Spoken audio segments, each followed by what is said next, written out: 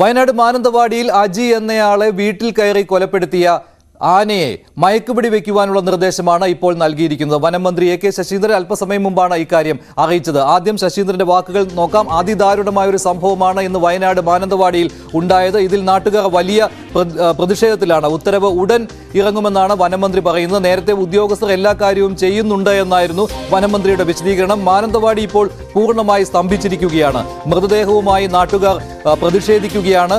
കൊലയാളിയാനെ മയക്കുപിടി വയ്ക്കുവാനുള്ള നിർദ്ദേശം നൽകിയിട്ടുണ്ടെന്ന് വനം മന്ത്രി അറിയിച്ചു. വനമന്ത്രിയുടെ വാക്കുകളിലേക്ക്. വകുപ്പിന്റെ ഭാഗത്തുനിന്ന് എന്തുകൊണ്ടാണ് ജാഗ്രത ഉണ്ടായില്ല? അല്ല, അത് എങ്ങോട്ടേക്കാണ് നീങ്ങിയതെന്ന് ഈ ഗ്യാപ്പിൽ മനസ്സിലാവില്ലല്ലോ. ആ ഗ്യാപ്പിൽ കുറച്ച് ഒരു 3 മണിക്കൂർ ഗ്യാപ്പ് ഉണ്ടായിരുന്നു എന്നുള്ളതാണ് ഇപ്പോൾ കണ്ടെത്തിയിട്ടുള്ളത്. അപ്പോൾ ആ ഗ്യാപ്പിൽ 3 മണിക്കൂർ എന്ന് പറഞ്ഞാൽ ചെറിയ കാര്യമല്ലല്ലോ. ഇന്നലെ മുതൽ ജനവാസ മേഖലയിൽ ആനയുണ്ട് എന്നാണ് പറയുന്നത്.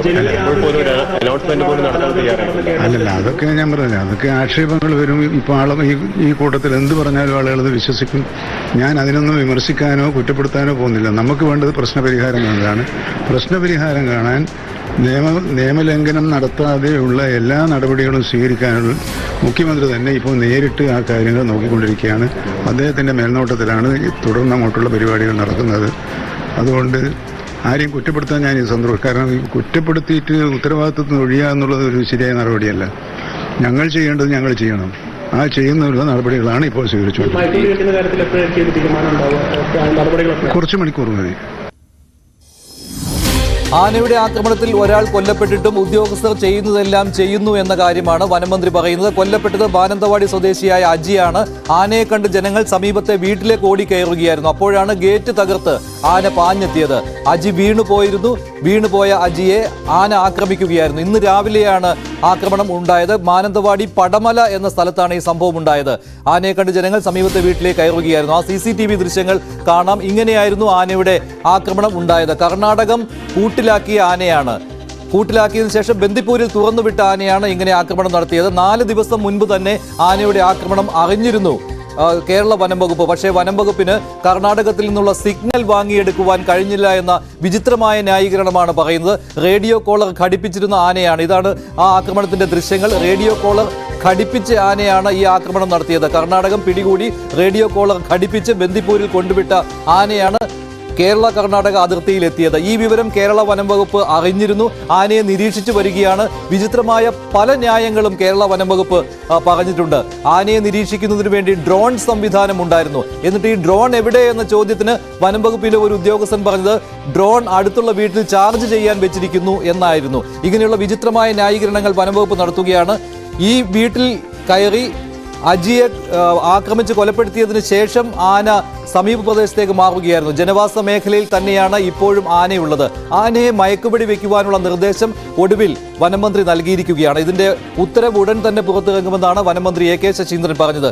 അതേസമയത്ത് തന്നെ നാട്ടുകാരുടെ വലിയ പ്രതിഷേധമാണ് മാനന്തവാടിയിൽ നടക്കുന്നത്. 144 പ്രഖ്യാപിച്ചിട്ടുണ്ട്. ഇതിന് പുറമെ ജനങ്ങൾ അവിടെ ഹർത്താലും പ്രഖ്യാപിച്ചിരിക്കുകയാണ്. ആനയുടെ ആക്രമണത്തിന്റെ ദൃശ്യങ്ങളാണ് ഈ കാണുന്നത്. ഇപ്പോൾ മാനന്തവാടിയിൽ ജനങ്ങൾ നടത്തുന്ന പ്രതിഷേധത്തിന്റെ ദൃശ്യങ്ങൾ കാണാം.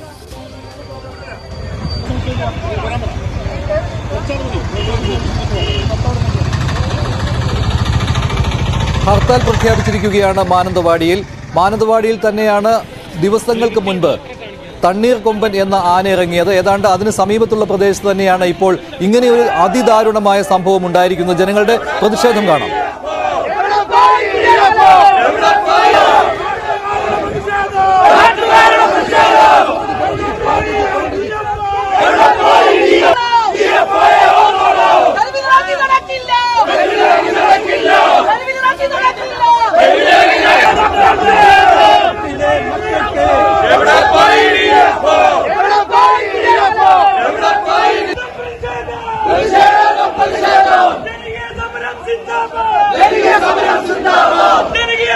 Zindabad!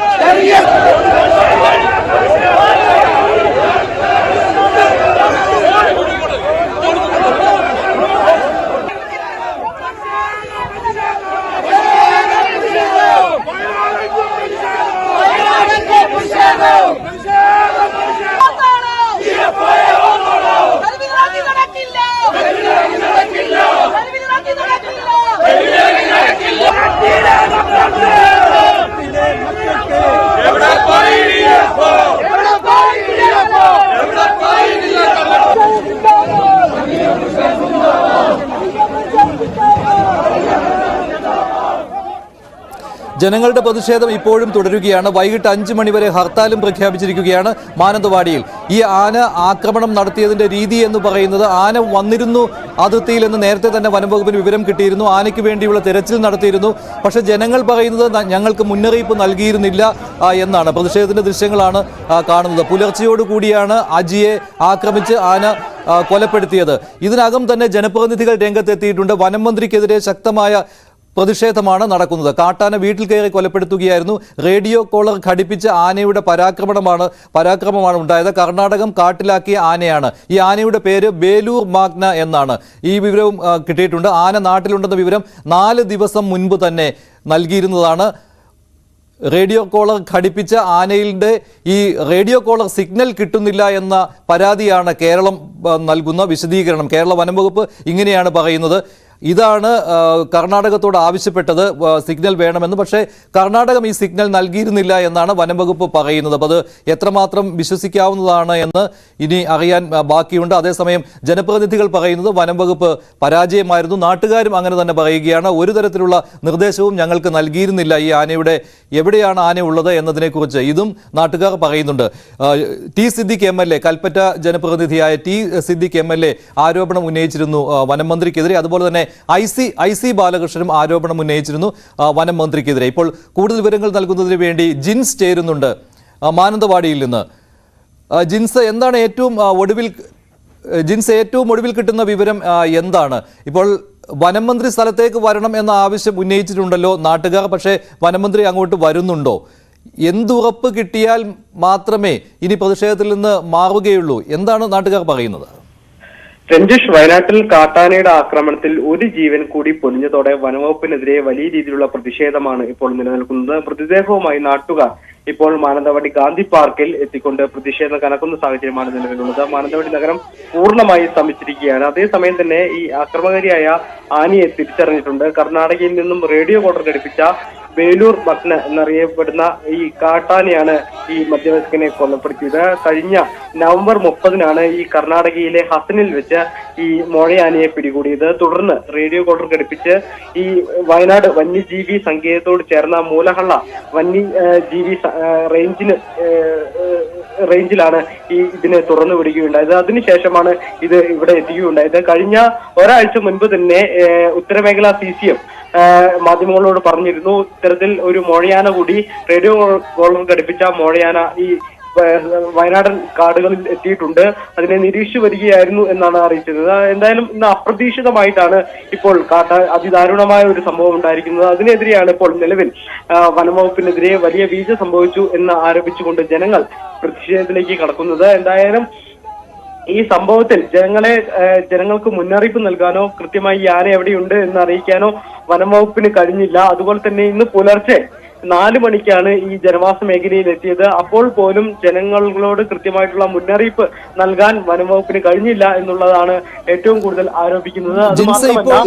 ജിൻസെ, ഇപ്പോൾ ഏറ്റവും ഒടുവിൽ ആന എവിടെയാണ് എന്നുള്ള കാര്യം അത് സ്പോട്ട് ചെയ്യുന്നതിന് വേണ്ടി വനംവകുപ്പിന് കഴിഞ്ഞിട്ടുണ്ടോ? വനംവകുപ്പ് ഉടൻ തന്നെ അടുത്ത നടപടിയിലേക്ക് കടക്കുമെന്ന് വനമന്ത്രി പറയുന്നു. മയക്കുപിടി വയ്ക്കുവാനുള്ള നിർദ്ദേശമാണ് നൽകിയിരിക്കുന്നത്.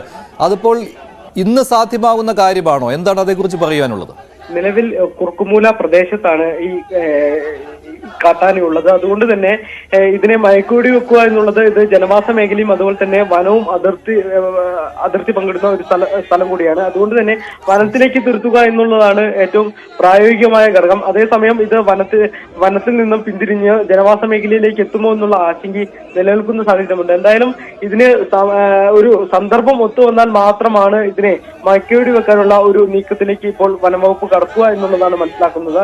നിലവിൽ അതുപോലെ തന്നെ ഇപ്പോൾ കേരള വനം വകുപ്പ് പറയുന്നുണ്ടല്ലോ റേഡിയോ കോളറിൽ നിന്നുള്ള സിഗ്നൽ കിട്ടിയിരുന്നില്ല എന്ന്. ഇത് രക്ഷപ്പെടുത്തുന്നതിന് വേണ്ടി, ഈ ആരോപണം ഉണ്ടാകാതിരിക്കുന്നതിന് വേണ്ടിയുള്ള ഒന്നാണോ വനം വകുപ്പ് ഇങ്ങനെ പറയുന്നത്? നേരത്തെയും ഇതുപോലെ തന്നെ തണ്ണീർക്കൊമ്പന്റെ കേസിലും ഇതേ സാഹചര്യമാണ് നിലവിലുണ്ടായിരുന്നത്. കർണാടക വനംവകുപ്പിനെതിരെയായിരുന്നു കേരള വനംവകുപ്പ് വഴിചാരിയത്. അതേ സംഭവം തന്നെയാണ് നിലവിൽ ഇപ്പോൾ ഈ കൊമ്പന്റെ കേസിലും ഉണ്ടായിട്ടുള്ളത്. കർണാടക വനംവകുപ്പ് ഘടിപ്പിച്ച ഈ റേഡിയോ കോളർ കൃത്യമായി നിരീക്ഷിക്കാനുള്ള ആന്റണി അടക്കമുള്ള സാങ്കേതിക സംവിധാനങ്ങൾ ഈ കർണാടക വനം വകുപ്പ് നൽകാത്തതാണ് ഈ പ്രതിസന്ധിയിലേക്ക് നൽകിയത് എന്നാണ് ഇപ്പോൾ ഇവിടുത്തെ കേരള വനം വകുപ്പ് പറയുന്നത്. അതേസമയം തന്നെ ഇത് വാങ്ങിയെടുക്കാൻ എന്തുകൊണ്ട് വനം വകുപ്പിന് കഴിഞ്ഞില്ല എന്നുള്ളതും നിലവിൽ ഒരു ചോദ്യചിഹ്നമായി മാറുന്നുണ്ട്. എന്തായാലും ഇത്തരത്തിൽ ജനങ്ങൾക്ക് കൃത്യമായി ഒരു മുന്നറിയിപ്പ് നൽകാൻ വനം വകുപ്പിന് കഴിയാത്തത് വലിയ വീഴ്ചയായിട്ട് തന്നെയാണ് നിലവിൽ നാട്ടുകാർ കണക്കാക്കുന്നു. അതുകൊണ്ട് തന്നെയാണ് ഇപ്പോൾ നിലവിൽ പ്രതിഷേധം വരുന്നത്. DFO അടക്കമുള്ളവർ, DFO അതുപോലെ തന്നെ ജില്ലാ കളക്ടർ അടക്കമുള്ളവർ മണിക്കൂറുകൾ കഴിഞ്ഞിട്ടും ഈ പ്രദേശത്ത് എത്താത്ത സാഹചര്യം ഉണ്ടായിരുന്നു. ഇതെല്ലാം തന്നെ വലിയ രീതിയിലുള്ള പ്രതിഷേധത്തിലേക്ക് നയിച്ചിരുന്നു. ഇപ്പോൾ നിലവിൽ സർവകക്ഷി യോഗം ചേരുകയാണ്. സബ് കളക്ടർ ഓഫീസിൽ വെച്ചാണ് നിലവിൽ ഈ സർവകക്ഷി യോഗം ചേരുന്നത്. എന്തായാലും ജനപ്രതിനിധികളും മാനന്തവാടി രൂപത പ്രതിനിധികളും അതുപോലെ തന്നെ ജില്ലാ കളക്ടർ, ജില്ലാ പോലീസ് മേധാവി, മാനന്തവാടി MLA ഉൾപ്പെടെയുള്ളവരാണ് ഇപ്പോൾ നിലവിൽ ഈ ചർച്ചയ്ക്ക് പരിഹാരം ആകുന്നതിനു വേണ്ടിയുള്ള ഒരു സർവകക്ഷി യോഗം ചേരുന്നത്. എന്തായാലും ഉടനെ തന്നെ ഇതിനെ സന്ദർഭം ഒത്തു വന്നാൽ തന്നെ ഇതിനെ മയക്കുവെടി വെക്കാനുള്ള ഒരു നീക്കവും നിലവിൽ വനം വകുപ്പിന്റെ ഭാഗത്തുനിന്നും ഉണ്ടാകും എന്നാണ് അറിയാൻ കഴിഞ്ഞിട്ടുള്ളത്. ശരി ജിൻസ്, എന്തായാലും മയക്കുവെടി വെക്കുവാനുള്ള നിർദ്ദേശം നൽകി കഴിഞ്ഞിട്ടുണ്ട്. വനമന്ത്രി ഇക്കാര്യം പറയുകയും ചെയ്തിട്ടുണ്ട്. നാട്ടുകാരുടെ പ്രതിഷേധത്തിന്റെ കൂടുതൽ ദൃശ്യങ്ങൾ. ആന വന്നിട്ടുണ്ട് ഇവിടെ. ആന വന്ന് പോലീസുകാർ എന്ത് ചെയ്യാൻ പറ്റും? ആളെ കൊണ്ട് നിങ്ങൾ ഇത്രയും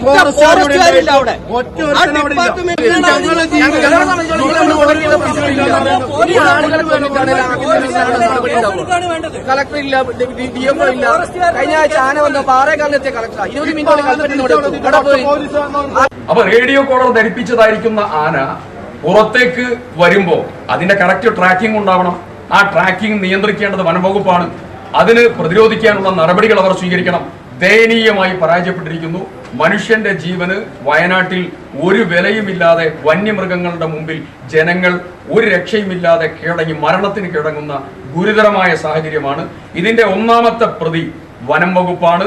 മന്ത്രി അവിടേക്ക് തിരിഞ്ഞു നോക്കാത്ത മന്ത്രിയാണ്. വയനാടിന്റെ സാമൂഹ്യ ജീവിതത്തെ തകർത്താണ് ഇന്ന് മുന്നോട്ട് പോകുന്നത്.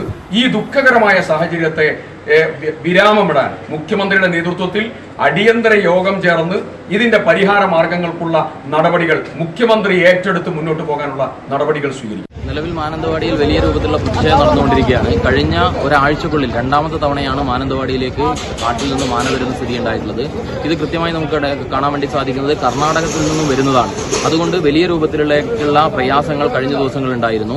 ഇന്നത്തെ സ്ഥിതി അതിഭീകരമാണ്. ഇന്ന് ആന നാട്ടിലിറങ്ങിയതിനു ശേഷം മിനിറ്റുകൾക്കകം ഒരാളെ കൊലപ്പെടുന്ന സാഹചര്യം ഉണ്ടായിട്ടുണ്ട്. രാവിലെ അത് അയാളെ ആന ചവിട്ടിക്കൊന്ന ഭാഗത്തേക്ക് ഒരു ഫോറസ്റ്റിന്റെ ഭാഗത്തുനിന്ന് ഒരാളും വന്ന് അങ്ങോട്ടേക്ക് നോക്കിയിട്ടില്ല.